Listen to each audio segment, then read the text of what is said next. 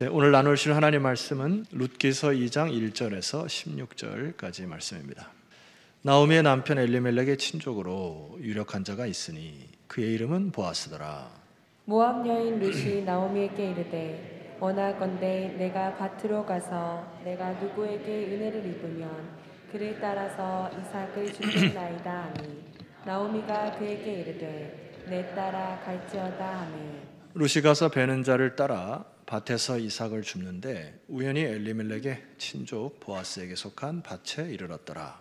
마침 보아스가 베들레헴에서부터 와서 베는 자들에게 이르되 여호와께서 너희와 함께 하시기를 원하노라 하니 그들이 대답하되 여호와께서 당신에게 복 주시기를 원하나이다 하니라. 보아스가 베는 자들을 거느린 사원에게 이르되 이는 누구의 소녀냐 하니 베는 자를 거느린 사원이 대답하여 이르되 이는 나오미와 함께 모압 지방에서 돌아온 모압 소녀인데 그의 말이 나로 베는 자를 따라 단 사이에서 이삭을 죽게 하소서 하였고 아침부터 와서는 잠시 집에서 쉰 외에 지금까지 계속하는 중이니이다. 보아스가 룻에게 이르되 내 따라 들으라. 이삭을 주우러 다른 밭으로 가지 말며 여기서 떠나지 말고 나의 소녀들과 함께 있으라. 그들이 베는 밭을 보고 그들을 따르라. 내가 그 소년들에게 명령하여 너를 건드리지 말라 하였느니라. 목이 마르거든 그릇에 가서 소년들이 기로 온 것을 마실지니라 하는지라.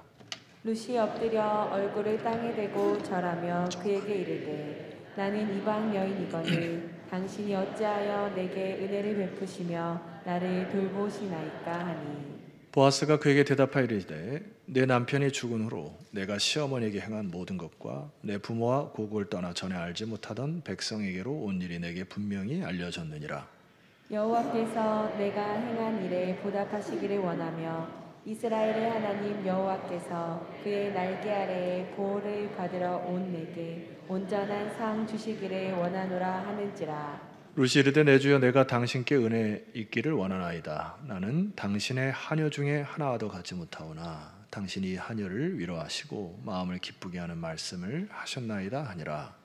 식사할 때에 보아스가 룻에게 이르되 이리로 와서 떡을 먹으며 내 떡 조각을 초에 찍으라 하므로 룻이 곡식 빼는 자 곁에 앉으니 그가 볶은 곡식을 주매 룻이 배불리 먹고 남았더라. 룻이 이삭을 주러 일어날 때 보아스가 자기 소년들에게 명령하여 이르되 그에게 곡식 단사에서 죽게 하고 책망하지 말며 또 그를 위하여 곡식 다발에서 조금씩 뽑아버려서 그에게 죽게 하고 꾸짖지 말라 하니라. 예, 감사절을 맞이해서 제가 글을 몇 가지 읽다가 주중에 읽었던 월화수목 공식 감사 뭐 이런 그 글이 있어요. 감사 공식. 그래서 여러분들이 운을 하나 띄워주면 제가 하겠습니다. 월 이렇게 하고 그다음에 화 이러면 되겠어요. 알았죠?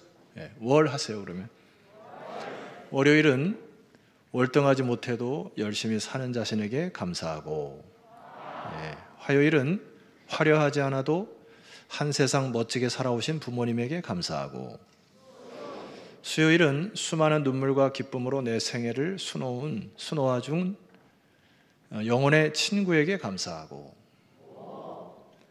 목요일은 목이 메이도록 나를 감동시켰던 아름다운 세상과 창조의 세계에 감사하고, 금요일은 금쪽보다 귀한 나를 닮은 자식들에게 감사하고, 토요일은 토닥토닥 말벗이 돼주며 어두운 밤길 걸어준 벗들에게 감사하고, 주는 제가 할 거예요.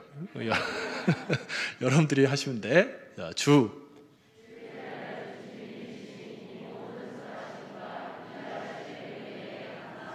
예. 오늘 뭐 설교 그만해도 될 것 같죠? 예. 이게 이 글을 가만히 읽다 보면은 감사라고 하는 거는 환경을 보고 감사하는 게 아닙니다. 신앙의 눈으로 현실을 재해석할 때 내 안에 감사가 터져 나오는 거죠.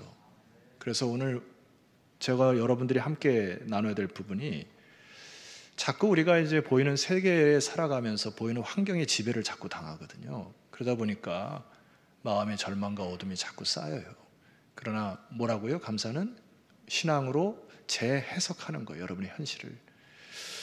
그래서 제가 이제 요한계시록을 통해서 여러분에게 이제 금요일마다 말씀드리고 있는데, 요한계시록에 흐르는 가장 중요한 그 핵심 단어 중에 하나가 보호자라고 하는 단어입니다. 이 보호자라고 하는 단어는 요한계시록 4장 5장에서 보면은 천상 예배가 펼쳐지잖아요. 그러니까 현실 속에 살아가는 하나님의 백성들이, 얘들아 너희들이 지금 당하는 고난과 환난으로 인하여서 왜 그렇게 주눅드냐, 하늘의 보좌를 봐라 이거거든요. 하늘의 보좌를 보고 이미 하늘에서도 천상 예배가 하나님께 드려지고, 수많은 순교자들이 피가 값지게 하나님이 다 기억하셔서 저 천상에서 하나님을 영화롭게 찬송하는 하늘 보좌를 보거라 이거거든요. 그래서 여러분 한 주간 살면서도 눈을 들어 하늘의 보좌를 바라보시기를 소망하고요, 여러분 삶 속에 눈을 들어서 보이지 않는 하나님의 세계를 자꾸 바라보는 이 믿음의 시야를 회복하셔야 됩니다. 그것이 신앙인 거예요. 그래야 감사가 터져 나온다고요. 왜냐하면 오늘 제가 여러분들에게 이제 그동안의 룻기서를 쭉 묵상을 했는데, 이 룻기 시대 감사가 없고 절망 속에 살아갔던 이유가 하나 있습니다. 그게 뭐냐면은 룻기서의 영적 기상도가 사사기 21장 25절인데 이 부분을 함께 선포해 볼게요. 자, 시작. 그때에 이스라엘에 왕이 없으므로 사람이 각기 자기의 소견에 오른 대로 행하였더라. 이 부분을 세 토막으로 묵상할 수 있어요. 첫 번째, 이스라엘의 왕이 없게 사람들은 살아갔다는 얘기잖아요. 하나님이 왕이시고 인생의 주인이신데 이때 당시의 사람들은 왕이 없는 것처럼 살아간 것이 패인입니다. 두 번째, 각기 자기의 소견에 오른 대로, 자기 생각대로, 자기 방식대로 하나님의 말씀과 달리 그냥 자기가 끌리는 대로 살아왔던 것이 패인이에요. 세 번째는 그것을 믿고 그냥 행한 것이 패인입니다. 그래서 여러분 이 사사기 시대에 룻기가 쓰여진 이유는, 사사기 다음에 룻기가 쓰여 있고요, 룻기 다음에 어떤 성경이 나오죠? 사사기, 룻기, 사무엘이 나오잖아요. 그러니까 사무엘을 통해서 하나님이 새로운 그 왕을 도래하는 다윗의 왕의 부르심이 있겠어 통해서 이제 너희들이 진정한 왕이 누구냐를 다시 한번 재점검을 하는 거고, 사사기 시대에 우리가 살아갈 때 그러면 어떻게 살아가야 되는 것, 앞에 세 가지 있잖아요. 왕이 없는 것처럼 살아가고, 자기 생각대로 살아가고, 자기가 옳은 것처럼 했던 것들 이제 룻기서를 통해서 하나씩 다 뒤집어 버리는 겁니다. 하나님의 백성들은 그렇게 사는 거 아니야, 하나님의 백성들은 이렇게 사는 거야, 하나님의 백성들은 그렇게 생각하는 거 아니야 하면서 룻기서에서 하나씩 다 뒤집어엎는 거예요. 그래서 오늘날 우리에게 이 룻기가 절망에서 소망으로, 상실에서 체험으로 나가는 귀중한 책이죠. 여러분 그 축복의 대로에 여러분 서시기를 소망합니다. 복습을 하면은 하나님의 사람들이 신앙생활하는 것을 네 가지 단계로 신앙의 성숙도에서 말씀드렸죠. 먼저 하나님의 음성을 뭐하고? 듣고 잘 들으셔야 됩니다. 그래서 듣는 것에 사모하셔야 돼요. 믿음은 들음에서 나고, 그리고 여러분의 자녀들이나 여러분의 지인들이 자꾸 말씀을 듣는 곳에 나오게 하셔야 됩니다. 그래야 그 들음에서 믿음이 나오고 자꾸 생명이 나오기 때문에 어떻게 안 듣고 생명이 이어지겠어요. 그래서 말씀을 듣고, 그 다음 뭐라 했죠? 이 말씀이 나에게로부터 왔는지 사탄으로부터 왔는지 하나님으로부터 왔는지, 두 번째 뭐하고? 분별하고, 그 다음에 세 번째는 이 분별이 만약에 하나님이 주신 음성이라고 확정하면은 마지막에 네 번째는 순종해야 된다. 이렇게 제가 네 가지를 말씀드렸죠. 오늘 처음 듣는 것처럼 그렇게 저를 쳐다보시면 어떡하라는 얘기예요. 자, 그런데 요즘에 우리 현대인들이 가장 문제점 중에 한 가지가 뭐냐면은, 내가 하나님의 음성을 들으려고는 해요. 그리고 여러분 아마 이 예배 시간에 나오셔서 하나님의 음성을 사모해서 나오신 걸로 제가 압니다. 그리고 때로 분별까지도 가요. 그런데 어디가 안 되냐면은 확증이 안 되고요, 그 다음에 순종까지가 안 되는 겁니다. 그러다 보니까 이게 굉장히 어려운 부분이고, 여러분 삶 속에서 믿음으로 살아가지만은 믿음의 역사들이 일어나지 않은 요인이 바로 여기 있다고 보는 거예요. 그래서 따라서 믿음은, 한번 따라 볼까요? 믿음은 반응이고 모험이고 결단이고 순종인 것입니다. 여러분 그렇게 할 때 하나님의 역사가 일어나는 거예요. 자, 먼저 좀 복습 차원에서 나옴이라고 하는 인물을 좀 잠깐 여러분에게 묵상을 해볼 텐데, 나오미 룻기서 1장 6절 화면을 두시고 함께 선포해 볼까요? 자, 시작. 여호와께서 자기 백성을 돌보시사 그들에게 양식을 주셨다 함을 듣고. 자, 여기 그 나오미에게 있어서 축복의 단어 하나가 듣고라는 단어입니다. 사실 지금까지 나오미는 그 세상의 재리, 재물 혹은 성공 이런 걸 해서 그냥 폭주 기관차처럼 계속 달린 거죠. 그냥 계속 달리다가 기차가 멈췄고 그냥 모든 것을 다 잃었고, 어쩌면 이 나오미에게 있어서는 그 시대의 우울증 및 이 장애, 정신 장애로 인해 가지고 그냥 동굴 속에 파묻혀 버릴 한 여인에 불과한 거죠. 지금 상황이 맞죠? 남편 잃어요, 자식들 잃어요, 재산 다 탕진해요. 그러니까 소위 우리가 이런 상태를 만날 때 그냥 절망 속에서 그냥 동굴 속에 그냥 갇혀가지고 그냥 인생을 그냥 무의미하게 지낼 수 있는 확률이 거의 99%입니다. 그런데 여기에 이제 소망이 들린 것이 뭐냐면은 들리기 시작했다는 거예요. 듣기 시작했다. 그러니까 어쩌면 여러분 이런 게 있어요. 때로 제가 알지 못하는 여러분의 인생의 고뇌가 있습니다. 그리고 여러분이 당하는 아픔과 상처가 있어요. 이 나오미와 같은 고통 속에서, 극심한 고통 속에서 때로 공황장애나 우울증을 겪으신 분도 계시리라 압니다. 근데 성경의 내용은 뭐냐 하면은 때로 너희들이 그러한 극심한 고통 속에 있을 때에 그 고난이 너에게 유익이 되어 평소에는 들리지도 않았던 하나님의 말씀이 이 고통 속에서 신음하다 보니까 영혼의 빛을 사모하게 되고 하나님의 말씀을 사모하게 되어 비로소 말씀이 들리기 시작하는 것이 축복의 시작이라는 거예요. 그러니 때로 우리가 고난 속에 살아갈 때 이 고난이 유익일 수 있다는 얘기입니다. 내가 잘나고 내가 막 폭주 기관차처럼 뒤도 안 돌아보고 막 달릴 때는 하나님의 음성이 안 들리잖아요. 근데 고난이 찾아오고 나니까 비로소 하나님의 음성이 들리기 시작할 때 이것을 우리가 축복이라 얘기하는 겁니다. 그래서 여러분, 과거에 얽매여서 사는 것이 아니라 과거는 여러분의 발목을 자꾸 잡을 거예요. 그런데 하나님의 음성이 들림과 동시에 이제 치유가 시작되고 여러분 회복이 시작되는 거 아닙니까? 절망은 뭐로 이길 수 있어요? 소망으로 이깁니다. 어둠은요? 빛으로 이기는 거예요. 내가 어둠을 나의 의지로 이길 수 없습니다. 어둠 속에 쌓일 때 하나님의 빛이 여러분의 가슴에 비춰야 다시 살아날 줄 믿으시기를 소망해요. 그래서 이 나오미가 살아나는 거잖아요. 그리고 나서 1장 6절 하반절에 보니까 이에 이렇게 시작되죠. 두 며느리와 함께 지난주에 말씀드렸죠. 일어났다 했어요. 여러분 이게 믿음의 반응이라는 이야기입니다.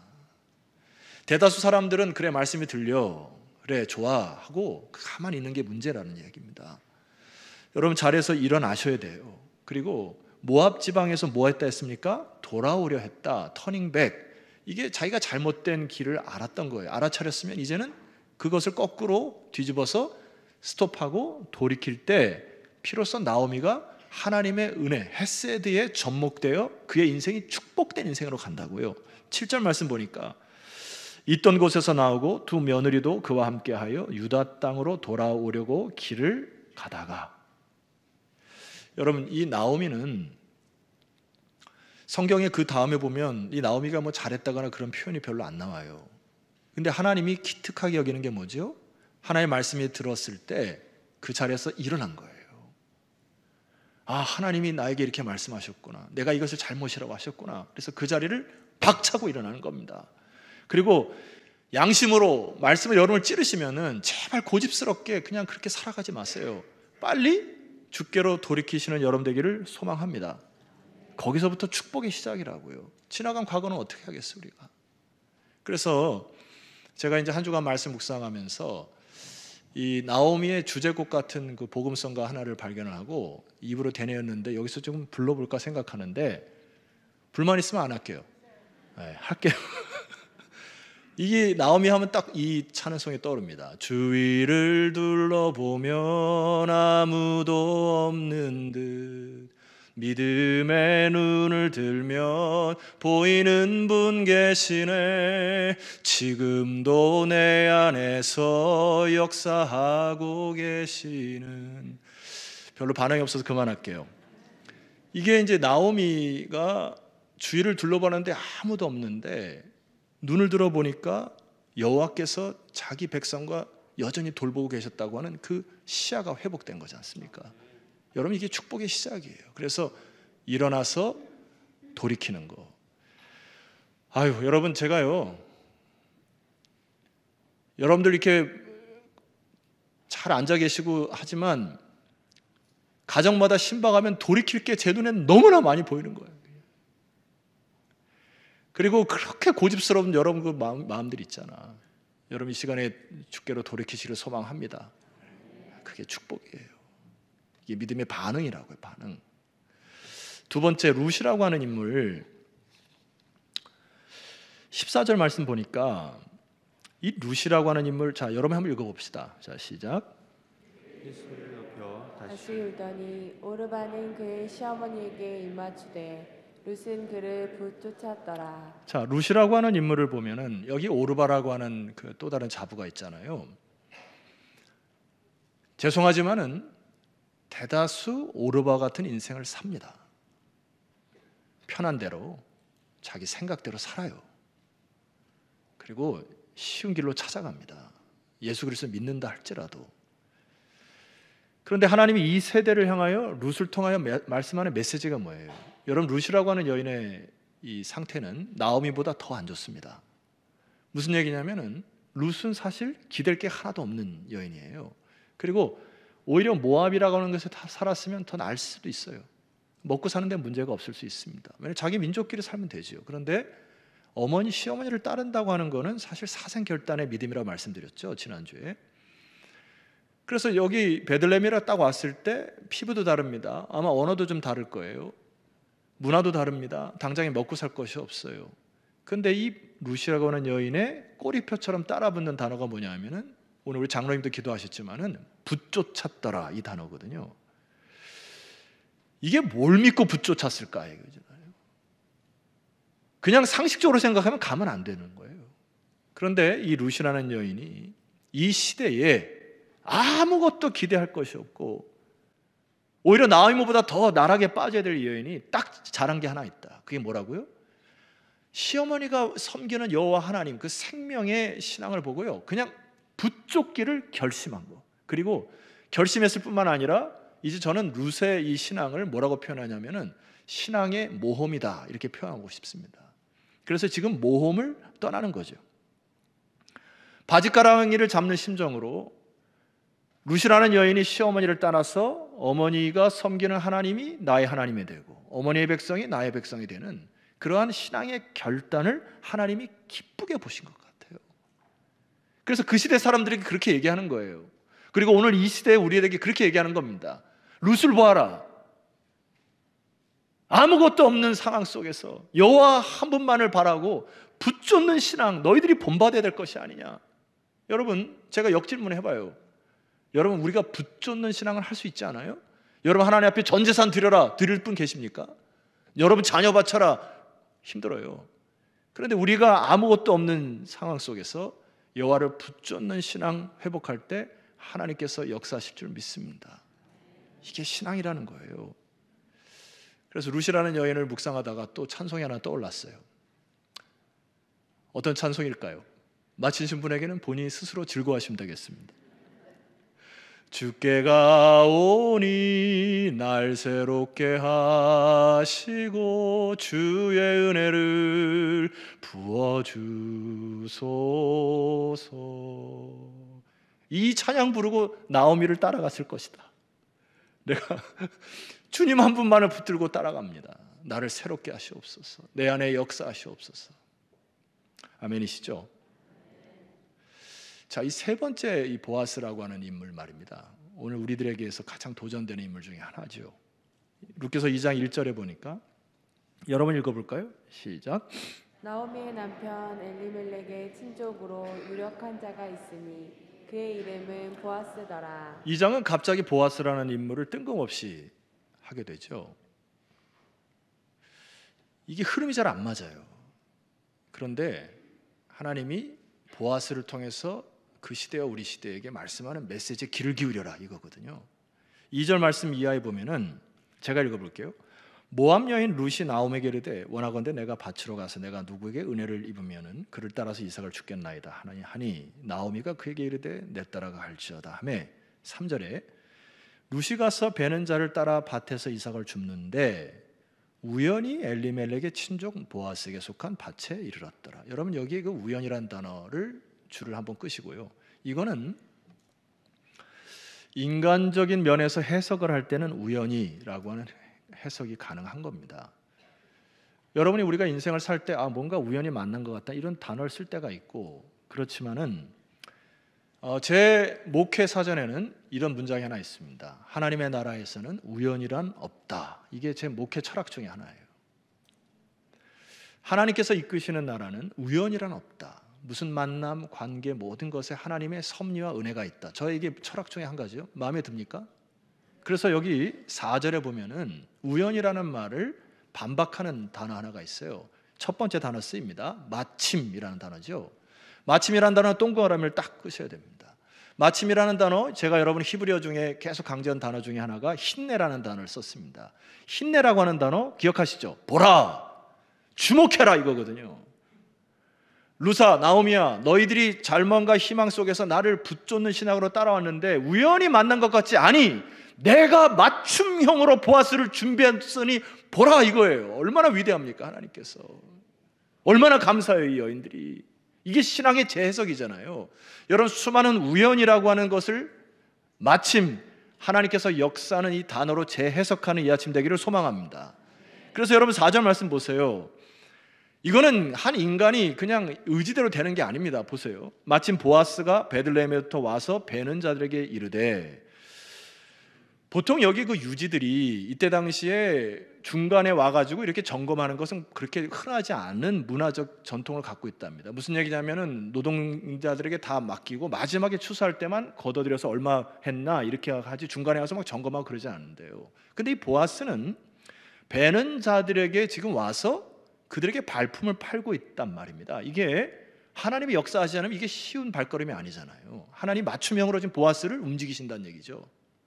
자, 그리고 뭐라고 얘기하냐면은 여호와께서 너희와 함께 하시기를 원하노라. 여러분 이것도 쉬운 말이 아니죠. 여러분 일반적인 상식적으로 예를 들어서 지주가 와가지고 노동하는 베는 자들에게 와서 첫 마디가 뭘까요?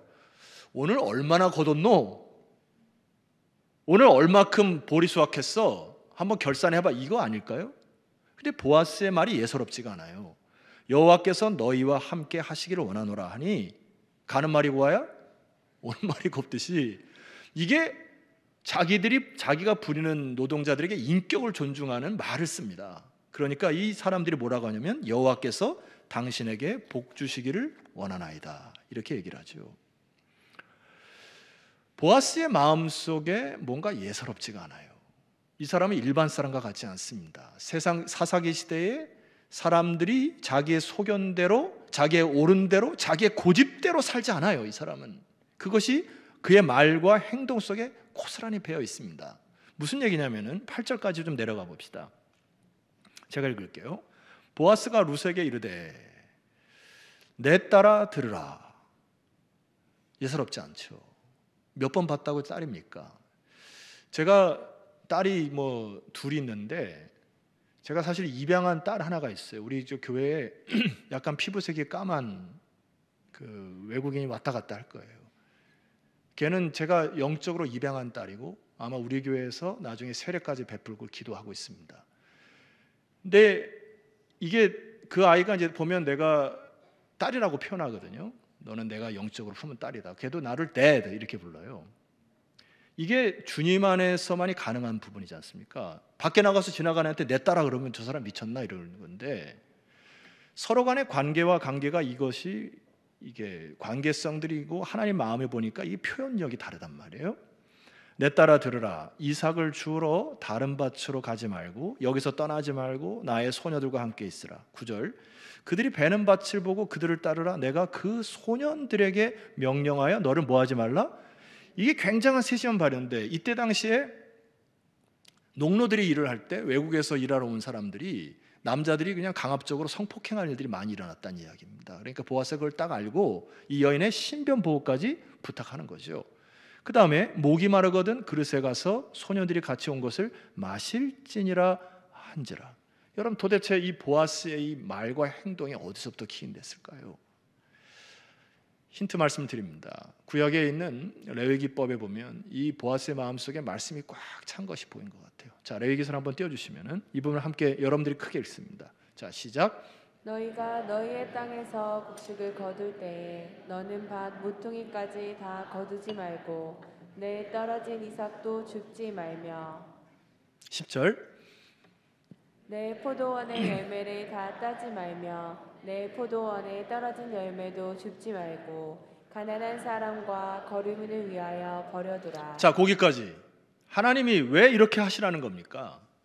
내가 너의 하나님이기 때문에 너는 땅에 곡물을 벨 때에 반 모퉁이까지 베지도 말고 이삭도 아예 다른 사람 줍지도 말고 포도원의 열매를 따지 말고 포도원에 떨어진 열매도 줍지 말아라. 너가 그렇게 배려하면은 너의 아버지 하나님께서 너의 인생을 책임질 거고 네가 나를 믿어서 이렇게 순종하면은 내가 너가 생각한 것 이상으로 갚아주리라. 나는 내 하나님 여호와이니라. 이게 보아스가 붙든 말씀 아닐까요? 그러니까 보아스는 이 말씀대로 순종하기 시작하였고 자기의 권력이나 부에 취하여 살지 않습니다. 자기가 이 땅에서 살아왔던 잘됨과 잘삼을 통하여서 떵떵거리며 사는 것으로 인생을 안 살아요. 기회가 되면 다른 사람을 섬기고 외부에서 온 그 여인들이 눈에 보이니까 환대하고 친절을 베풀고 먹을 거 주고 입혀주고 보호하고 자기에게 있는 것들을 플로잉 다른 사람에게 흘러 넘치게 하라고 하는 이 하나님의 말씀을 듣고 순종할 때에 비로소 믿음의 역사가 일어나기 시작한다. 오늘 사사기 시대에 보아스를 통해서 우리에게 하나님께서 말씀하시는 거잖아요. 이 시대에 누가 보아스가 되시겠습니까? 대다수 많은 사람들이 오르바처럼 자기 먹고 마시는 대로 살아가요. 오늘날 수많은 한국 교회, 한국 성도들도 그냥 상식적으로 살아갑니다. 아, 내가 벌어들인 거 내가 수고하고 내가 땀 흘렸으니 내가 먹고 잘 사는 것이지 하고 꽁꽁 묶어놔요. 그러니 하나님의 믿음의 역사를 경험할 수가 없습니다. 헤세드가 뭐지요? 보아스를 통해서 우리에게 말씀하는 메시지가 뭡니까? 말씀대로 순종하니까 하루하루 말씀대로 순종하니까 하나님께서 보아스를 세우고 영적인 축복의 대열에 서게 하는 여러분 이 축복을 사모하시기를 소망합니다. 그래서 이 보아스는 제가 묵상하니까 또 한 찬송이 떠올라요. 불러볼까요? 주가 말씀하시면 내가 나아가리라. 주의 뜻이 아니면 내가 멈춰서리라. 보아스의 신앙이에요. 믿음은 반응입니다. 그냥 하나님 믿고 내가 직분 받아 그냥 그것으로 만족하는 것이 믿음이 아니에요. 저는 오늘 이 은혜를 입은 하나님의 헤세드를 입은 사람들의 대화를 통해서 제가 참 사랑하는 말씀 여러분에게 풀어드리고 말씀을 좀 맺을까 합니다. 10절 말씀 보니까 이 룻과 보아스의 대화를 잘 주목하셔야 돼요.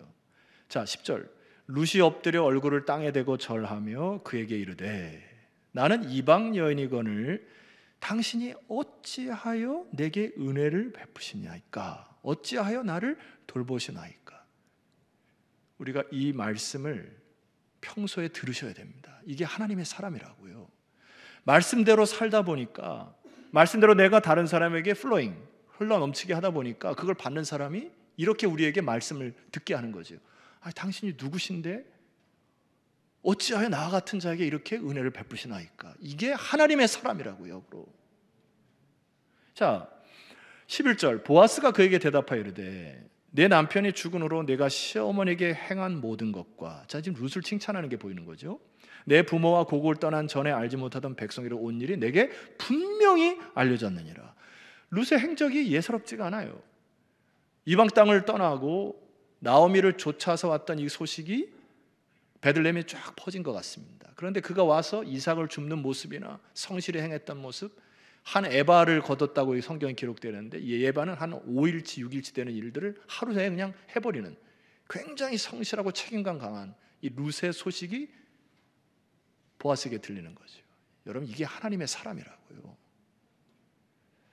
누가 시키지 않아도 자기 삶의 현장에서 책임과 성실을 다하여 여호와를 붙잡는 신앙을 통해서 열심히 사는 이 소식들이 들려지기 시작할 때, 아, 저 사람이 하나님의 사람이로구나. 여러분, 부럽지 않습니까? 자, 드디어 제가 이 룻기 안에서 가장 사랑하는 말씀 중에 하나가 오늘 본문의 12절 말씀인데요, 보아스가 룻이라는 여인에게 축복을 하는 장면이에요. 이 부분은 놓치시면 안 됩니다. 저와 함께 큰 소리로 선포합니다. 시작.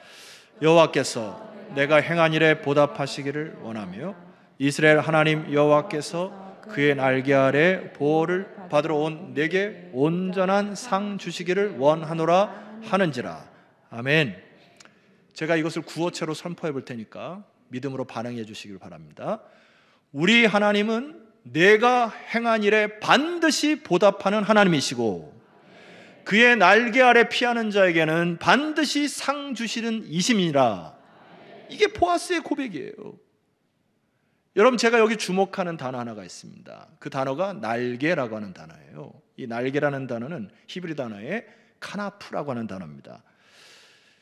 기억하지 못할 거면 옆에 써놓으시면 감사하겠습니다. 여기 날개라는 단어는 카나프라고 하는 단어인데, 룻이라는 여인이 여호와를 붙잡기 위하여 여호와의 날개 아래 온 것을 칭찬하는 거죠. 마치 어미 독수리 품에 피신하러 온 한 조그만 새끼 새와 같은 느낌을 받지 않습니까? 하나님이 이것을 기억하시고 보호하신다는 얘기예요.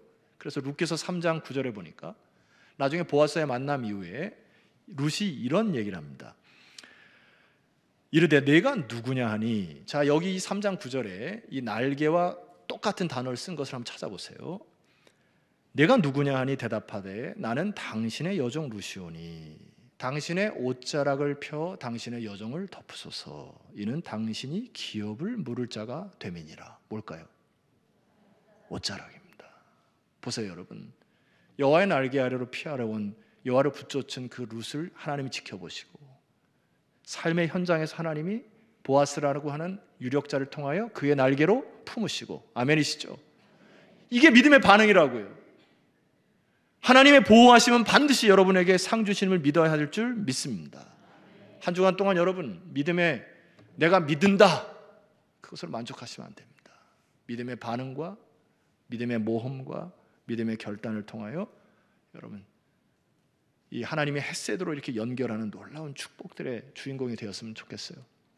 많은 사람들이 상담을 하거나 하면 너무나 많은 과거의 상처에 얽매여 있어요. 그래서 이렇게 되뇌는 게, 내가 그때 그 사람을 안 만났더라면, 뭐 이런 거, 내가 그때 그 일을 안 했더라면, 내가 그때 그 실수 안 했더라면 어떡하라고요. 지금 자꾸 거기에 발목이 잡히고 마음이 막 빼앗겨 있어. 그때 막 후회하고 어떻게 하자고요. 어떤 사람은 미래에 너무 불안한 사람들이 있습니다. 병에 걸리면 나 병에 안 걸렸는데 병에 걸리면 어떡하지? 이거 사업 시작했는데 실패. 아직 시작도 안 했는데. 너무 막 미래에 대한 불안과 막 과거에 대한, 여러분 신앙은 말입니다, 오늘 사는 거예요. 오늘 결단하는 겁니다. 한 주간 동안에 여러분 많은 일들을 하나님께서 허락하실 거예요. 그때 여기 나오며 룻과 보아스처럼 믿음의 반응과 모험을 하세요. 하나님께서 반드시 여러분들 날개 아래 품으시고 상 주실 것입니다. 자리에서 일어납시다. 이 말씀 선포하고 우리 찬양할 텐데요, 히브리서 3장 13절 크게 선포합니다. 여러분이 선포합시다. 시작. 오직 오늘이라 일컫는 동안에 매일 피차 권면하여 너희 중에 누구든지 죄의 유혹으로 완고하게 되지 않도록 하라. 14절. 우리가 시작할 때에 확신한 것을 끝까지 견고히 잡고 있으면 그리스도와 함께 참여한 자가 되리라. 예, 우리 날고나신 주 감사 3절부터 좀 불렀으면 좋겠는데, 길가의 장미꽃 감사 이거 있죠? 이런 예화가 있어요. 어느 날 장미가 자기를 만드신 창조주께 이렇게 얘기한 거예요. 하나님이요, 왜 나에게 가시를 허락하셨습니까? 사람들이 막 찔리고 막 힘듭니다. 이러니까 예화입니다. 하나님이 그 장미에게, 야, 너는 원래 가시였다. 근데 내가 너에게 장미꽃을 준 거야. 착각하지 마. 신앙은 해석이에요, 여러분. 하나님께서 여러분에게 많은 것을 허락하셨습니다. 아멘이시죠? 말씀에 의지하여서 이 시간 기도합시다. 여러분, 믿음은 반응이요 모험입니다. 여러분이 가진 믿음 그 정도의 수준에 만족하지 마시고 끊임없이 반응하고 모험하셔서 하나님의 헤세드의 은혜를 경험하는 여러분 되시기를 소망하면서 이 시간에 여러분 합심하여 하나님께 기도하며 나아가도록 하겠습니다. 기도합니다.